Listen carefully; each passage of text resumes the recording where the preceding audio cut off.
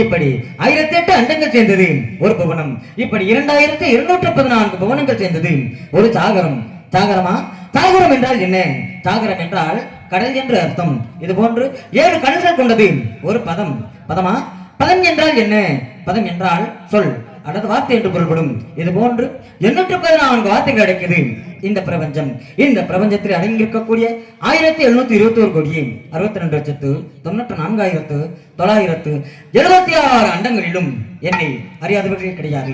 காரணம், நாரதர் வந்துவிட்டால் அமைதியின்றி கழகத்தின் புழக்கம் ஆரம்பமாகிவிட்டது என்றுதானே அர்த்தம். இருந்தாலும் என்னுடைய கழகமானது உலக நலனுக்காக வலிமைக்கு வழக்கில்லை என்று எளியோர் நடிந்து வரும் சமயம் அதற்கும் வழக்குரைத்து எளியோரின் நலன் காண்பதன் கழகத்தின் விளைவாகும். இதை அறிந்தவர்களாயும் தேவாதி தேவர் முதல் சிவன், பிரம்மா, விஷ்ணு என்று சொல்லக்கூடிய மும்மூர்த்திகளும் என்ன கண்டால் அஞ்சி நடுங்குவர். நாரதர் கழகம் நன்மையில் முடியும் என்பது உங்களுக்கு தெரியும். இப்படி தினசரி ஒரு கழகமாவது புரியாவிட்டால் இவனை சிறைச்சாகப்பட்டது 1008 சுக்குமராக இது என் தமையின் பிரச்சனைக்கு சாபம். அச்சாபத்திற்கு இணங்க ஒரு நாளுக்கு ஒரு கழகம் புரிய வேண்டும். கழகத்திற்கும் உலகத்திற்கும் முழுமுதற் பொருள் அந்த விநாயகப் பெருமான். ஆகவே அந்த விநாயகப் பெருமானை வழிபட்டால் நமது கழகத்திற்கும் உபாயம் கிடைக்கும் என்ற காரணத்தினால் அந்த விநாயகப் பெருமானை வழிபட்டு பிறகு கிடைக்கும்.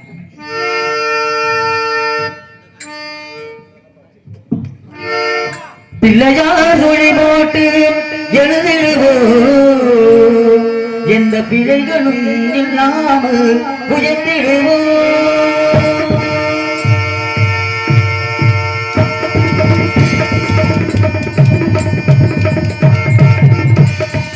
பிள்ளையார் சுழி போட்டு எழுதிடுவோம், எந்த பிழைகளும் இல்லாமல் உயர்த்திடுவோம்.